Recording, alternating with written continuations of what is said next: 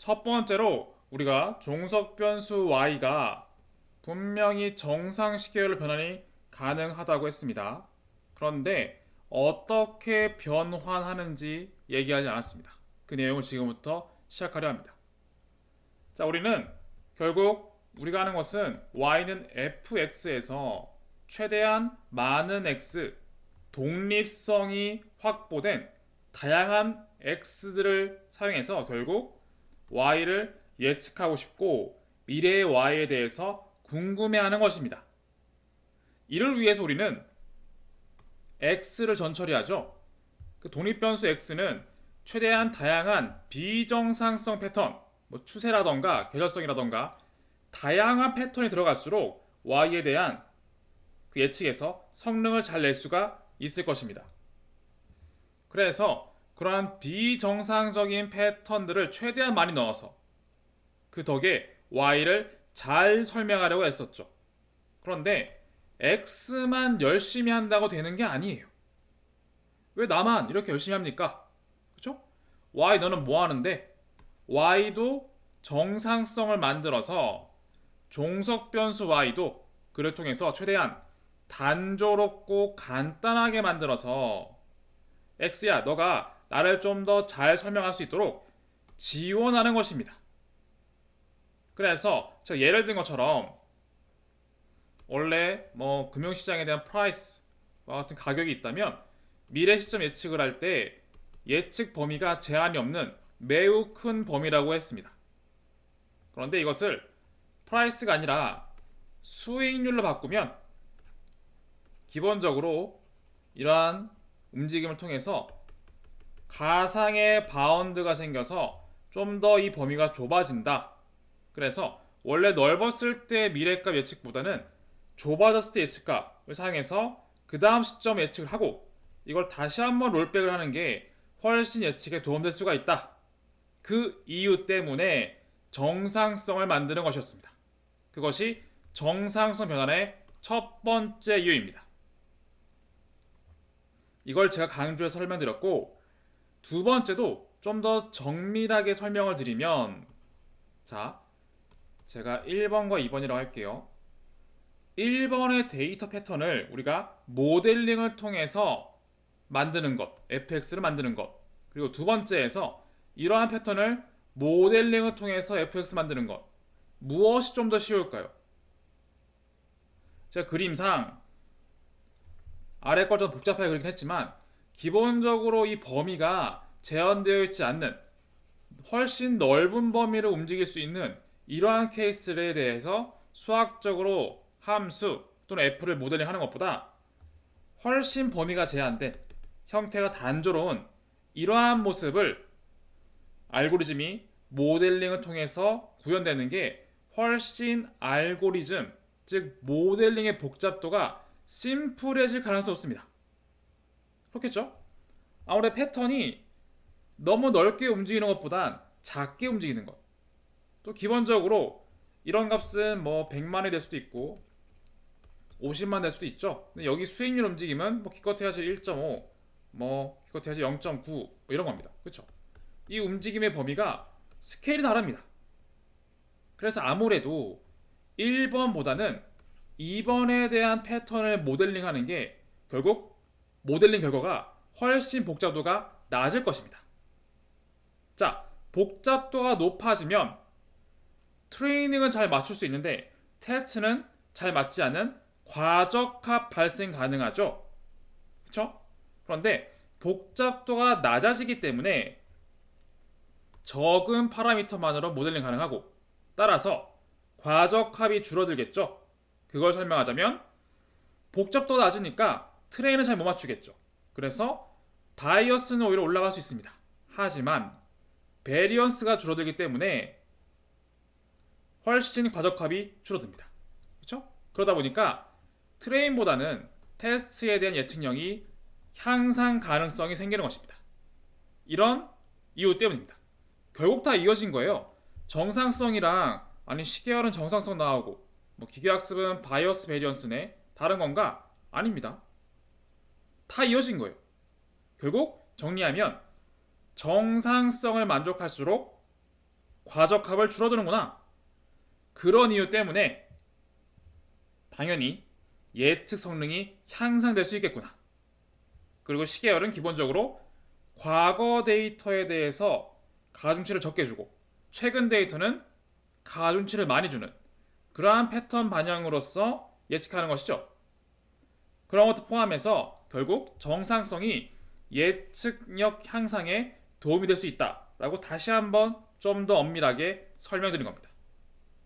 그리고 정상성 변화에 필요한 마지막 이유는 전통적인 통계 추론 알고리즘은 사실 대부분 학습, 데이터를 학습하는데 적합하지 않을 때가 많습니다. 정상성인 데이터가 아닐 경우에, 즉 한마디로 이렇게 발산할 수 있는 데이터라고 한다면 전통적인 통계 추론 알고리즘은 이러한 패턴을 데이터로 학습하는 게 어렵습니다. 실제로 파이썬을 해보시면은 파라미터 예측이 어렵다라고 에러가 출력됩니다. 그래서 데이터에 대한 학습 안정성을 높이기 위해서 만약 여러분들이 전통적인 통계 추론 알고리즘을 쓴다고 한다면 정상성이 필수입니다. 이것도 기억하시기 바랍니다. 자, 그래서 지금까지 얘기를 정리하면 결국 X만 열심히 하는 게 아니다. 꼭 시계열에서 한정된 내용 아닙니다. 필수는 아닙니다. 제가 프라이스 대신에 리턴, 매출 대신에 점유율과 같이 사실 이것은 이론적으로 정상성이라 되어 있긴 하지만 그것은 통계 추론 알고리즘 때문이고 사실 정상성은 필수는 아닙니다. 그렇지만 X만 열려하는 게 아니라 Y도 무언가 할 수가 있다. 그래서 정상 시계열 또는 시계열이 아니라 괜찮습니다. 정상성을 만족하는 데이터로 변환한다면 정리하자면 추정 범위가 제한되기 때문에 예측성이 올라갈 수 있다. 또한 복잡도가 낮아져서 과적합이 줄어들고 당연히 예측성이 올라갈 수가 있다. 그리고 혹시 통계 추론 알고리즘 쓸 때만 필수로 적용이 된다. 이렇게 다시 한번 설명드립니다. 자, 나머지 내용은 한번 보신 거니까 제가 중요한 포인트만 짚고 넘어갈게요. 자, 시계열 데이터를 활용할 때는 기본적으로 IID, 모든 샘플이 동일 분포에서 독립적 생성되었다라는 가정을 사용할 없다라고 했습니다. 그래서 현실 문제를 단순화해서 새로운 가정인 시간이 흘러도 통계적 확률적 성질이 변하지 않는 정상성 개념이 등장한 것입니다. 그리고 약정상, 강정상으로 구분할 수 있는데 강정상에 대한 데이터가 흔치 않기 때문에 흔히 우리는 약정상 케이스를 본다라고 이해하시면 되고 이러한 강정상, 약정상의 대표 케이스가 바로 화이트 노이즈입니다. 평균이 일정, 분산이 일정, 그리고 상관성이 없는 이런 케이스였죠. 그리고 대표적인 비정상성 확률 가정은 바로 랜덤 워크, 흔히 주식과 같은 프라이스의 움직임이 랜덤 워크라고 하는데 비정상성의 대표 예시입니다. 그리고 차분을 통해서 얼마든지 강정상으로 바뀔 수가 있다 라고 설명드렸죠. 정리하면은 화이트 노이즈, 랜덤 워크 이 두 가지의 관계가 정상성, 비정상성의 예시이고 서로 차분 또는 누적 합을 통해서 얼마든지 변환 가능하다. 그래서 이런 아이디어를 통해서 우리는 얼마든지 종속 변수를 정상성으로 변환한 다음에 그걸로 예측을 하고 예측된 결과를 다시 비정상성 데이터로 바꿀 수가 있겠구나. 그런 아이디어를 얻을 수가 있었습니다. 그리고 이것은 모델링 단계 그리고 잔차 진단 단계에서 결국 모델링에서 데이터가 스테이셔너리면 그리고 잔차가 스테이셔너리면 결국 예측성을 높이는 데 도움이 된다. 이렇게 정리드렸습니다. 자, 이렇게 정리드렸고 다음으로 어떻게 정상성을 변환합니까? 그 내용을 지금부터 설명하겠습니다. 비정상성 데이터를 정상성을 만족하는 데이터로 바꾸는 방법은 다양한 것이 있지만 가장 대표적으로 제곱, 루트, 로그, 차분 등이 있습니다. 그 중에서 가장 많이 쓰이는 것은 사실은 차분이란 개념입니다. 차분. 이걸 집중적으로 배울 것이고, 그리고 다소 마이너하게 쓰이는 것 중에 하나는 제곱, 루트 로그는 의미상 어떻게 될지 생각해 보시면 아마도 스케일로 조정했구나. 즉 제곱 커지는 거죠. 루트 작아지는 겁니다. 로그도 시간이 흐르면서 처음엔 크게 줄이다가 나중에 적게 줄이는, 그러니까 크기를 조절하는 방법입니다. 이 세 개 중에서는 주로 많이 쓰이는 게 로그입니다. 저는 여기에서 여러분들에게 로그와 차분을 통해서 어떻게 정상성이 되는지 보여드릴 것입니다. 자, 이를 먼저 시작하기에 앞서 무엇이 정상성인 데이터를 확인할 수 있는지, 즉 무엇이 정상성인 데이터인지 우리가 알 수 있어야 실제로 이러한 방법을 적용한 다음에 정상성인지 아닌지 알 수 있겠죠. 근데 앞에서 제가 보여드린 예시는 사실 너무 예시가 실질적이지 않았고 인위적으로 만든 데이터였습니다. 우리의 실제 데이터를 보면 이런 거와 같죠? 이런 모습. 원 패밀리 하우스에 대한 세일즈 되겠죠? 세일즈 기록 아니면 트레저리 빌, 그리고 전기 사용량, 스탁 프라이스의 수익률, 그렇죠? 데일리 체인지 수익률입니다. 우리가 애초에 봤던 것처럼 첫 번째는 계절성 패턴, 특정한 주기마다 반복되는 진동이 있고 전반적으로는 사이클이 있는 걸 볼 수가 있습니다. 즉 이러한 체계적인 성분과 같은 패턴이 남아있기 때문에 비정상성 데이터이고, 두 번째는 이자율이 급감하고 있나 보네요. 아니면 이자율이 뭐 증가하고 감소하는 이런 패턴 중에 하나인데 트레저리 비리 컨트랙트가 넘버라고 되어 있네요. 어쨌든 간에 트렌드 감소하고 있죠. 감소한 트렌드가 있습니다. 이런 추세가 남아있기 때문에 비정상 데이터입니다. 세 번째, 이런 트렌드와 함께 미세하게 계절성이 반복되는 진동이 남아 있습니다. 그래서 비정상성입니다. 반면 네 번째 이 그래프는 기본적으로 우리 랜덤워크를 차분해서 수익률, 그쵸? 마치 수익률이거나 아니면 화이트 노이즈와 같이 이렇게 진동하는 움직임입니다. 완벽하게 정상성, 강정상성은 아니겠지만 기본적으로 약정상성이라고 볼 수 있을 겁니다. 이런 모습을 달성하면 되는 겁니다. 다음 예시도 있습니다. 제가 총 9개의 그림을 가져왔습니다. 9개.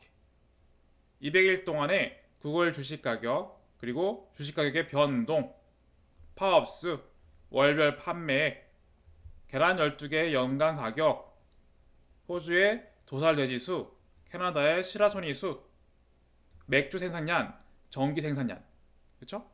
생산량인데 이 중에서 정상성을 만족하는 데이터는 무엇일까요? 우리 현실 데이터 이렇습니다. 보시면 아시겠지만 완벽하게 강정상인 데이터는 찾기 힘듭니다. 그나마 약정상성에 가까운 느낌의 데이터를 우리가 만들어야 하는구나를 아시면 됩니다. 아마도 여기에서는 굳이 꼽자면 가장 정상성에 가까운 것은 아마도 B일 가능성이 큽니다. 평균 일정, 분산 일정, 그리고 자기 상관이 없어 보이죠? 이것이 가장 정상성을 만족하는 느낌이 듭니다. 그 다음부터 뭐가 있을까요? 굳이 꼽자면 G 정도가 아닐까 싶습니다. 사실 이것은 주기와 같은 패턴이긴 한데 그래도 움직임이 그래도 안정적인 범위에서 움직이는 경향이 있습니다. 자, 왜 그럴까? 하나하나씩 살펴보기 위해 제가 밑에 답을 달아놨습니다. 기본적으로 ACEFI, A, C, E, F, I 이 데이터는 추세가 남아있어요. 이런 추세 변동이 있죠. 추세 변동. 그리고 DHI, D, H, I는 이런 주기에 따라서 반복되는 계절성이 남아 있습니다. 그렇죠? 자잘한 계절성. 그리고 I 같은 경우에는 I, 네, 게다가 분산도 일정하지 않습니다. I. 총체전왕국이죠. 분산도 점점 커지는 느낌이 있죠. 그래서 추세, 계절성, 분산까지 커지는 이러한 모습을 보이고 있죠. 이런 이유 때문에 B와 G를 제외한 나머지는 사실은 정상성인 데이터라 보기 어렵습니다. 이런 비정상성의 데이터를 우리는 B 또는 G와 같은 정상성인 데이터로 변환할 필요가 있는 거죠. 자, 그러면 정상성에서 일단 변환 방식 중에서 가장 많이 쓰이는 것 중에 하나인 로그 변환을 해보겠습니다. 로그 변환. 자, 결론부터 얘기하면 로그 변환은 분산 변화를 일정하게 만듭니다. 무슨 얘기냐면 이게 오리지널 y라고 할게요. i가 y인데 이것 대신에 만약에 로그 y를 취하면 어떻게 되냐면 이렇게 됩니다. 추세는 남아있는데 이 부분이 분산이 크죠. 근데 이 부분이 일정해집니다. 분산이. 결론부터 얘기하면 로그를 취하면 로그 값이 애초에 이렇게 이런 그래프죠. 이런 그래프이기 때문에 마치 큰 숫자의 범위는 움직임을 위아래를 작게 만들고 작은 숫자에서는 움직임을 좀 변화를 크게 만듭니다. 이것들을 결합시켜서 큰 부분은 결합시켜 작게 만들고 작은 부분은 결합시켜 크게 만드는 효과가 있습니다. 이렇게 이해하시면 괜찮습니다. 이것만 충분합니다. 근데 그럼에도 여러분들 중에서는 약간은 수학적으로 궁금하신 분들도 있을 수가 있어요. 그래서 이런 것들을 함께 표현하기 위해서 아래 내용도 수식을 넣어놨습니다. 자, 뭐냐면 예를 들어서 제가 i와 같은 그림을 시간이 흐를 때 기대값을 ut로 표현했습니다. y, 시계열 데이터의 기대값은 ut. 자, t가 들어가 있죠? 시간이 흐를 때마다 평균이 달라지다는 뜻입니다. 자, 처음에는 여기였다가 그 다음 여기였다가 여기였다가 평균이 달라지죠. 실제로 데이터의 평균값 달라집니다. 그리고 분산을 이거를 물론 지금 분산에 스퀘어 루트를 씌웠으니까 표준편차긴 한데 그냥 분산이라고 할게요. 분산은 이 평균에 특정한 분산량을 곱해놨어요. 무슨 얘기냐면 실제로 평균이 수치가 지금 수치가 얼마인지 모르겠지만 뭐 2000, 뭐 3000, 7000, 4000, 7000, 8000, 10,000, 12000 이렇게 되죠. 이게 증가합니다. 여기에 비례해서 분산을 곱해놨어요. 커지는 거죠. 즉 시간이 흐를 때마다 분산이 평균 값에 맞춰서 커지는 겁니다. 그렇죠? 그래서 이 두 개의 수치는 결국 이러한 패턴을 담고 있는 수학 기호입니다. 이렇게 이해하시면 됩니다. 자, 그런데 여기에서 y에다가 로그를 취하기 전에 y의 특성 알았죠? 제일 궁금한 건 뭐죠? 이 두 개를 써서 결국 로그 y는 어떻게 되지? 또는 베리언스 로그 yt에 대한 분산이 어떻게 될까?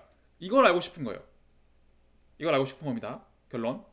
그냥 y는 이러한데 로그를 취하면 어떻게 될까? 이거 궁금한 거예요. 원래 y는 평균은 증가하고 분산도 증가합니다. 자, 이를 위해서 yt는 그냥 yt인데 이전 값을 고려하기 위해서 yt-를 더하고 yt- 뺐습니다. 똑같은 거죠? 그렇죠?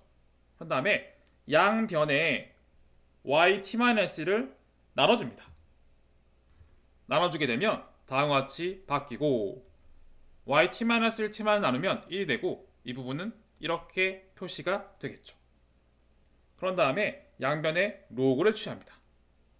로그를 취하면 이건 이렇게 바뀌죠. 바뀌고 여기 표현식도 로그를 취하면 이렇게 바뀝니다. 그리고 로그의 1값은 0이기 때문에 그러한 관계성 때문에 실제 이 모습은 수학적으로 이것과 유사하다라고 증명이 되어 있습니다. 증명. 그리고 로그에서 yt랑 yt-1의 분수 관계는 실제 이것은 빼기 변환 가능합니다. 그럼 빼기로 바뀌고 그대로 들어가 있죠. 이렇게. 그런 다음에 이것을 왼쪽으로 넘겨줍니다. 오른쪽이네요. 왼쪽에 있는 걸 오른쪽으로 넘겨줍니다. 그러면 로그 yt는 결국 로그 yt-1 더하기 이 값이 되는 거죠.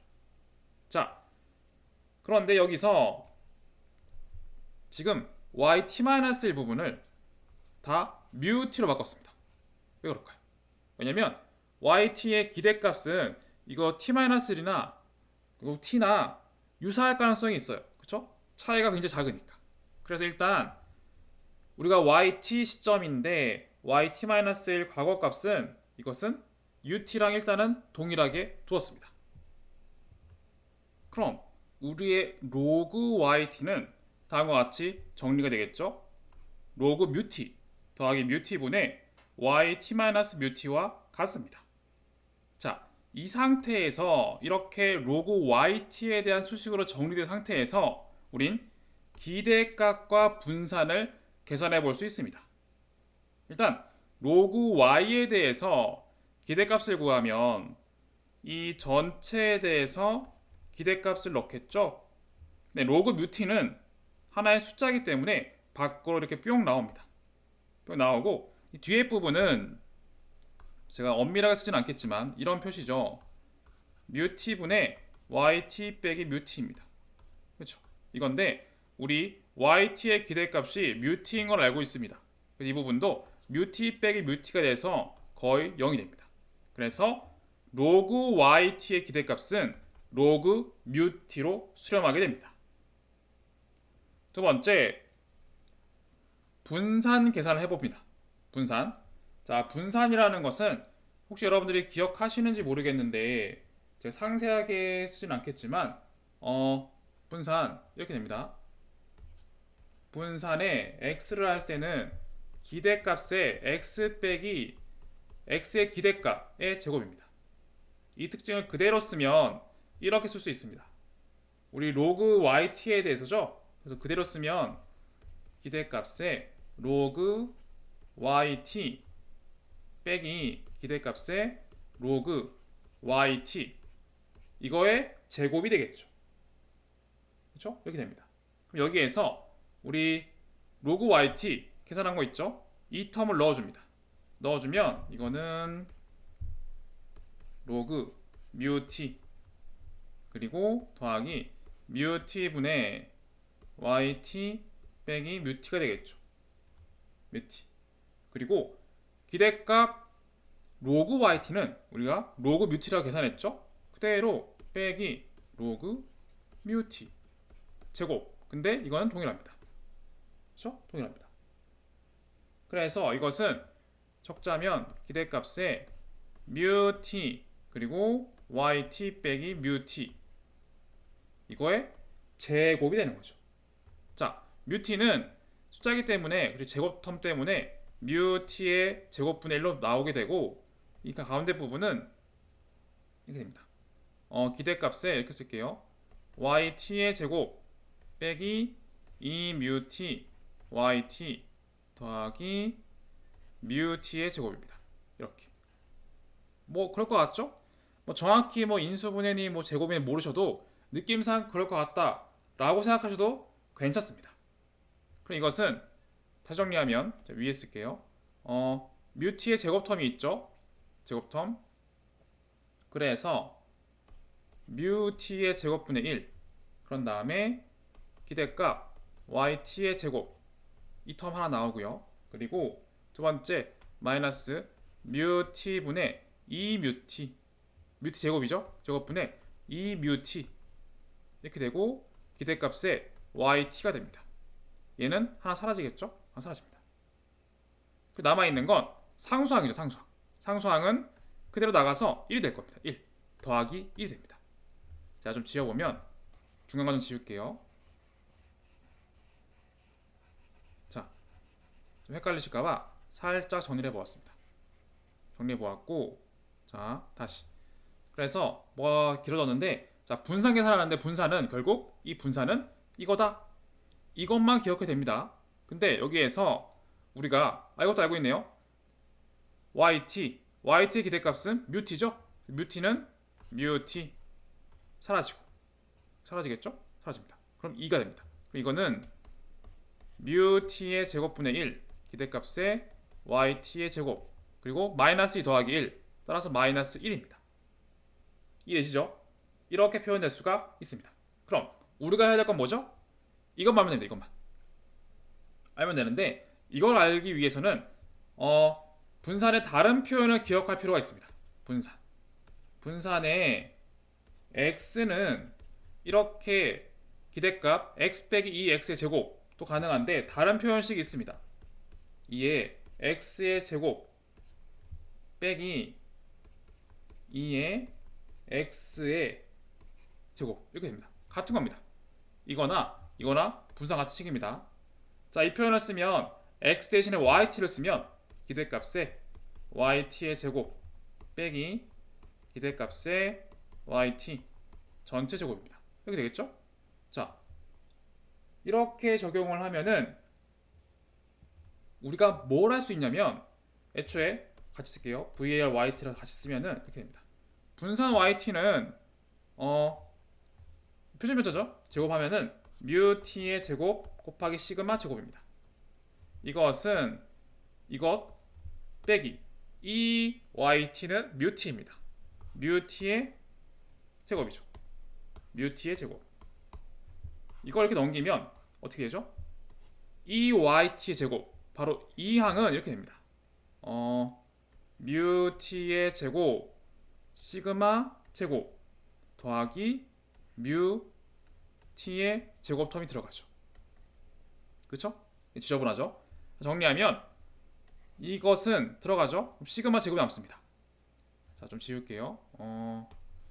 칸에 좀 적어서 이걸 좀 지우겠습니다. 어차피 우리가 목적은 알고 있으니까 목적은 지울게요. 자, 지우고 이걸 정리하면 제곱텀 나와서 시그마 제곱이 되고, 그리고 이 텀이 곱해져서 더하기 1이 되죠? 1 빼기 1이 됩니다. 사라지고 시그마 제곱이 남아요. 이렇게. 이해되시죠?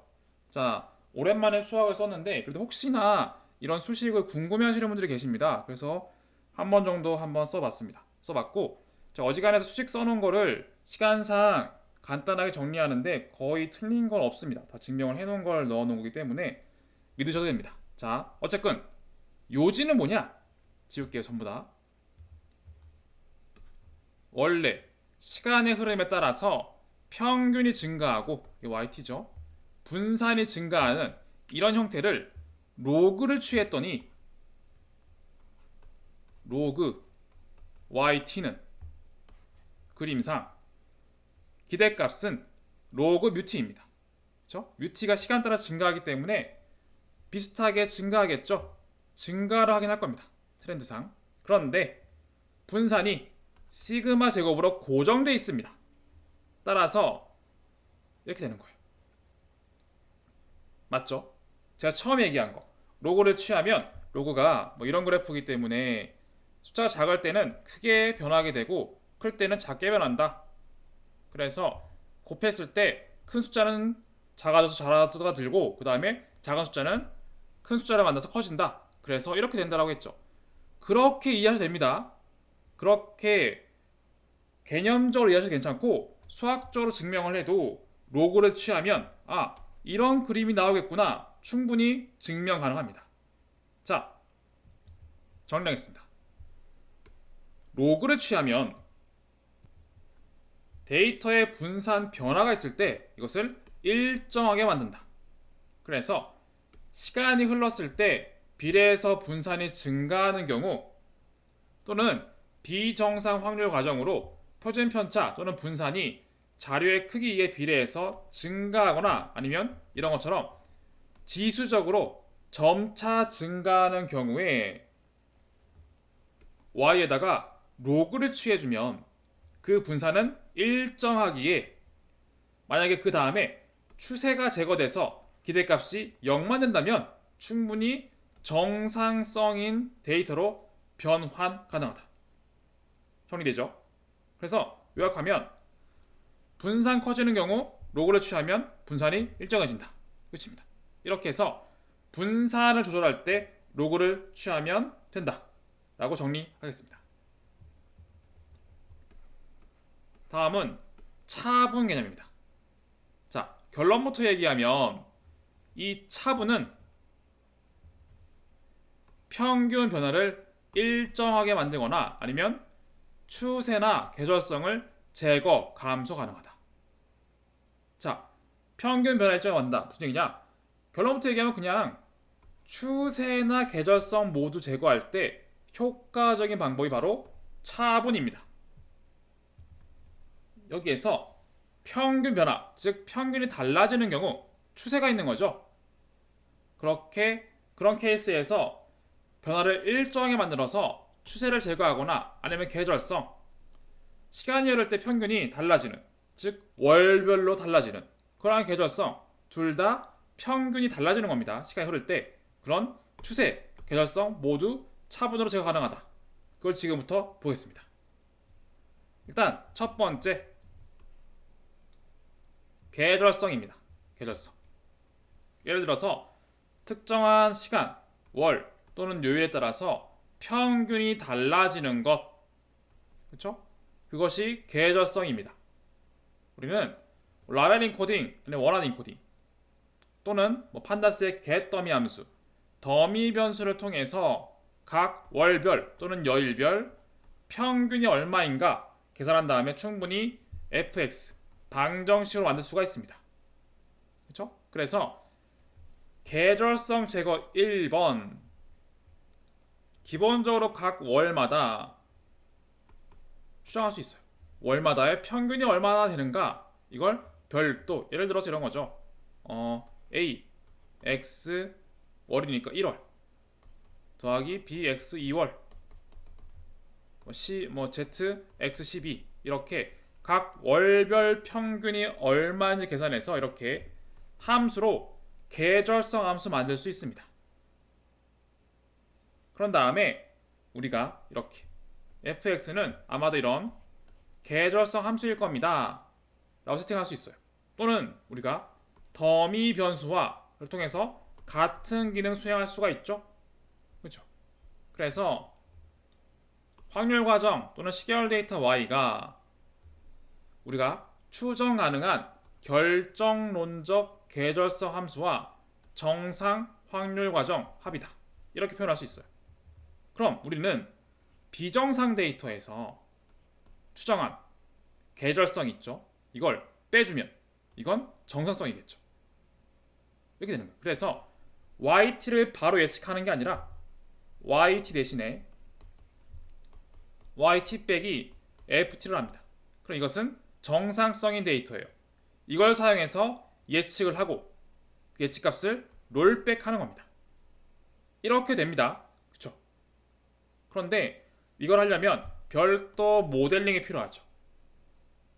그런데 차분을 사용하면 전혀 모델링이 필요가 없습니다. 자, 어떻게 합니까? 차분을 적용하면 계절성 제거를 통해서 정상성이 되는데 이 표시계로 보면 처음 보실 거예요. 자, 그런데 충분히 익숙하게 접근 가능합니다. 여기 L은 레그입니다. 여기에 D는 계절성 프리퀀시예요. 계절성 프리퀀시. 예를 들어서 월별 데이터인데 1년에 한 번씩 계절성이 나타납니다. 그러면 프리퀀시가 12죠. 그때 D는 12가 되는 겁니다. 이해되시죠? 다 정리하면 여기에 L은 레그고 지연값 계산할 때 D는 계절성 프리퀀시입니다. 그래서 우리가 빈도를 계산하는 이유가 있었어요. 이 뜻은 계절성의 빈도가 얼마인지 모르겠는데 만약 계절성의 빈도가 1이다, 2이다 이 케이스를 놓고 봤을 때 어떻게 쓰냐, 어떤 의미냐, 예를 들어 D가 1이다 라고 하는 것은 YT 대신에 1-L에 D가 1이에요. 그리고 YT를 쓰면 정상성, 즉 엄밀하게 하면 계절성이 제거된 데이터가 된다. L은 레그라고 했습니다. 레그로 바뀌고 YT가 괄호 안에 들어가서 YT 빼기 레그 1의 YT가 됩니다. 레그 1의 YT, YT-1이죠. 그래서 YT 대신에 YT 빼기 YT-1을 하면 계절성이 제거됩니다. 또는 계절성의 프리퀀시가 2라면 1 빼기 L의 2 YT가 되고 L은 레그입니다. 넘겨주면 이렇게 되고 레그 2의 YT는 YT-2가 되는 것이죠. 이해되시죠? 이렇게 해서 이것 대신에 YT 빼기 YT-1 또는 YT 빼기 YT-2를 쓰면 계절성이 제거된다. 왜 그럴까요? 우리가 뒤에 실습으로 보긴 할 건데 이렇게 생각하시면 됩니다. 만약에 데이터가 이렇게 됩니다. 자, 이게 계절성이 포함된 데이터로 할게요. 그리고 이렇게 반복되는 주기가 12, 24, 36이라고 하겠습니다. 그런데 만약에 우리가 이런 그래프에서는 D가 얼마죠? D는 12입니다. 근데 내가 D를 잘 모르겠어요. 실수로 첫 번째 D는 6일 거야 라고 했다고 칠게요. 그러면 이건 YT죠. YT 빼기 YT-6을 하는 거죠. 그럼 YT-6은 어떻게 되죠? 이렇게 됩니다. T-6이니까 6만큼 이동된 거예요. 제가 그림을 잘 그리진 않지만 이렇게 이동시켰습니다. 여기서부터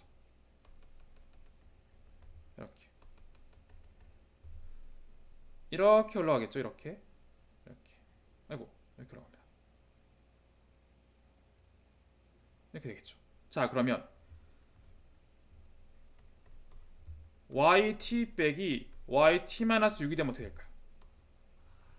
자, 원래 값이 이렇게 들어가 있죠. 원래 값이 들어가 있고 6 정도에서 이 값에서 이걸 빼는 거죠. 그대로일 겁니다. 근데 여기에서 이걸 빼는 거예요. 그러면 아마 그대로일 거고 여기서는 이렇게 음수가 됩니다.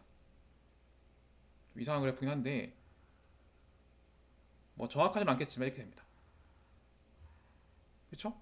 자, 이 숫자보다 이 숫자가 크죠? 그래서 이 부분은 음수가 될 거예요.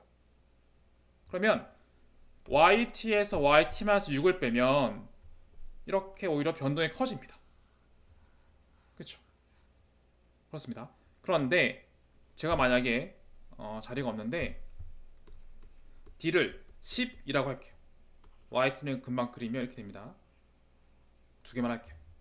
자, 12가 되면 데이터가 12만큼 움직이죠? 그래서 이렇게 되겠죠? 여기서부터 주게 됩니다. 그렇죠? 이렇게 되죠. 그러면 YT에서 YT-12를 빼면 어떻게 될까요? 이건 그대로긴 할 건데 이 값이나 통일하죠. 직선 나옵니다. 그렇죠? 얘는 뺀다 치면은 직선입니다. 어떤 차이인지 아시겠죠? 이 D를 계절성 빈도를 정확하게만 입력하면 바로 우리가 직선이 필요한 거 아니지만 예를 든 겁니다. 특정한 범위의 값으로 이런 변동이 이런 변동으로 매우 줄어듭니다. 정상성이 되는 거죠. 근데 D를 정확하게 입력하지 않으면 다음과 같이 이런 변동이 오히려 더 커지는 역효과도 있습니다. 하지만 요지는 뭐죠? 데이터에서 YT 대신에 이렇게 1-LD YT를 취해주면 바로 계절성이 제거된다. 이렇게 이해가 되실 겁니다. 자, 두 번째 한번 추세를 제거해 보겠습니다. 이번엔 추세. 자, 이렇게 볼게요. 자, 추세는 시간의 흐름에 따라서 평균이 증가 또는 감소하는 걸 얘기하죠. 그렇죠? 그렇습니다. 자, 당연히 앞에 있는 계절성처럼 별도로 추세를 추정할 수도 있습니다. 그렇죠? 추정할 수 있습니다. 예를 들어서 추세 모델링을 통해서 각 시간별 평균 함수를 계산한 다음에 추정할 수 있죠. 그렇죠? 그래서 YT 대신에 YT 빼기 FT를 하면 이 값은 추세가 없는 정상성인 데이터가 됩니다. 그리고 이 FT는 이렇게 추정할 수 있습니다. 시간 흐름에 따라서 얼마만큼의 트렌드가 있는지 이런 식으로 추정할 수 있겠죠. 이렇게 추세를 제거할 수가 있습니다. 우리 실습으로 확인해 볼 겁니다. 근데 이렇게 하지 않고 차분을 쓰면 훨씬 심플하게 추세가 제거된다가 결론입니다. 그런데 차이가 있습니다. 앞에 계절성의 차분과 다르게 이번엔 계절성 프리퀀시는 1로 고정입니다. 그런데 괄호 바깥에 D가 있죠? 이 D가 있습니다. 이거는 뭐 추세에 대한 프리퀀시는 아닙니다. 몇 번 차분하냐의 의미인데, 그래서 YT 대신에 만약에 D가 1일 때, D가 2일 때를 제시해 놓았습니다. 마치 이런 거예요. 결론부터 얘기하면 YT 대신에 1-L의 1 괄호 밖에 1 만큼 한 번 추세 차분이라 할게요. 추세 차분을 해서 이 값을 생성합니다. 그랬을 때 추세가 남아있으면 끝입니다. 그런데 만약 이 값이 추세가 좀 남아있어요. 그럼 또 한 번 추세 제거를 또 하면 됩니다. 그래서 여기 추세가 남아있으면 또 한 번의 추세 차분을 통해서 계산을 더 하는 거예요. 그렇게 반복하는 게 추세 차분을 통한 추세 제거 방식입니다. 자, 그러면 D가 1일 때, D가 2일 때 무슨 의미인지 보겠습니다. 일단 YT 대신에 1-L의 바깥에 1이 있죠. YT. L은 레그입니다. 1의 바깥에 1이죠. 그러면 YT가 넘겨주면은 YT 빼기 레그 YT가 되죠. 그래서 YT 빼기 YT-1이 되는 것입니다. 그런데 만약에 D가 2라면 여기 2가 들어가죠. 그래서 여기에 2가 들어갑니다. 1-L에 바깥에 2가 있고 YT가 됩니다. 그럼 제곱이죠. 제곱 풀었으면 1 빼기 2L 더하기 L의 제곱입니다. L은 레그죠. 이게 바뀝니다. 그런 다음에 Y를 넘겨줍니다. 그럼 YT 빼기 2 레그 1의 YT 더하기 레그 2의 YT입니다. 그리고 2 레그 Y1T는 이렇게 두 개로 분해해 보았습니다. 그런 다음에 앞에 거 두 개를 묶고 뒤에 거 두 개를 묶어서 다음과 같습니다. 그러면 이 레그 1 YT는 결국 YT-1이죠. 레그 1 YT는 YT-1, 레그 2 YT는 YT-2가 됩니다. 결합하면 이렇게 되는 거죠. 자, 계절성 차분과 추세 차분의 방식은 계절성은 괄호 안에 D가 들어가 있고 추세는 괄호 바깥에 D가 있습니다. 그렇죠? 그런데 D가 1일 때는 계절성 차분이나 추세 차분이나 결과가 똑같습니다. 뭐 그건 어쩔 수가 없고요. D가 작을 때니까. 그런데 기본적으로 D가 커지게 되면 차이가 발생을 합니다. 이해되시죠? 자, 그러면 이게 무슨 의미인가? 데이터 기준에서 한번 얘기를 해볼게요. 자, 계절성 그림으로 설명드렸는데 도대체 이렇게 나온 값이 추세가 제거된다고? 와닿지 않을 수가 있습니다. 그리고 반복적으로 제거한다고? 보겠습니다. 자, 예를 들어서 저희가 위에서 쓸게요. YT가 있고 조금 멀리 봐야 되는데 자, YT가 있고 YT가 만약에 추세가 있습니다. 그러면 어떻게 한다고 했죠? YT 대신에 YT-를 계산해서 뺀다고 했죠? 이거 지워야겠네요. 자, YT가 예를 들어서 이렇게 쓸게요. Y1, Y2, Y3 이렇게. 근데 YT-1이라는 것은 이 값이 이렇게 갑니다. Y1, Y2, Y3 이렇게 되죠. 그래서 만약에 YT가 추세가 남아있다. 마치 프라이스다. 그러면 YT 대신에 뭘 쓰죠? 우리는 YT 빼기 YT-1을 씁니다. 이게 뭐였죠? 리턴입니다. 수익률. 위에서 잠깐 봤던 차분을 통해서 뺀 거죠. 또는 매출 점유율 개념입니다. 우리 제가 그림 그렸죠. 프라이스 이렇게 되는데 이거를 빼주면 어제 값에서 오늘 값 빼고 내일 값 오늘 값 빼고 빼주면은 결국 이것은 리턴으로 바뀐다. 이렇게 얘기했죠. 이 값이 어제 값, 어제 값이 미래 값이죠. 내일에서 오늘 값 빼면 오늘의 수익률이죠. 그렇죠? 빼기 이렇게 됩니다. 자, 이렇게 되면 y, 예를 이것은 없다 치고 이것만 보면은 y2 빼기 y1, y3 빼기 y2, y4 빼기 y3입니다. 그렇죠? 내일에서 오늘 값, 이틀 뒤에서, 이틀 미래에서 내일 값 뺀 거죠. 수익률이죠. 하루하루의 수익률. 이걸 쓰면 당연히 이 그림과 같이 이것보단 추세가 제거된 수익률이 될 겁니다. 여기까지는 괜찮죠. 그런데 만약에 이렇게 변경을 했는데, 변경했습니다. 그런데 변경했는데 여전히 추세가 남아있어요. 그러면 또 한 번 합니다. 어떻게? 레그에 yt 빼기 yt-1을 합니다. yt 빼기.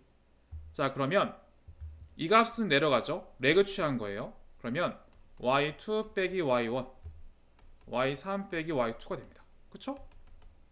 이 데이터는 이 값입니다. 추세가 남아있으면 이것과 이 오리지널 값과 오리지널 값의 차분한 값을 만들어서 두 개를 빼야겠죠? 그쵸? 괜찮죠? 그래서 빼기를 합니다. 그러면 어떻게 하냐면 y3 빼기 y2 빼기 y2 빼기 y1이에요. y4 빼기 y3 빼기 y3 빼기 y2가 됩니다. 그쵸? 어디서 봤죠? 이겁니다. t가 3일 때 y3 빼기 y2 빼기 y 빼기 y1 이거죠. t가 4일 때 y4 빼기 y3 빼기 y3 빼기 y2입니다. 이거죠. 그렇죠? 무슨 얘기인지 알겠죠? 자, 추세 제거는 계속 하는 겁니다. 어찌 보면 이 수식으로 이해하기보다 이 모양새가 훨씬 정확합니다. 처음에 추세 제거하고 추세 제거를 위해서 지연값 만들어서 빼고, 근데 추세가 남아있어. 그럼 이 자체를 그대로 또 지연값 만들어서 또 빼는 거예요. 언제까지? 추세가 제거될 때까지. 자, 정리하면 차분은 추세나 계절성이 제거 가능하다. 물론 계절성 추세 별도의 함수를 추정한 다음에 빼면 제거된다. 그런데 그렇게 하면 별도 모델링에 수고가 들어간다. 그런데 그런 수고가 들어가는데 필요 없이 그냥 차분을 통해 쉽게 계절성 추세 제거 가능하다.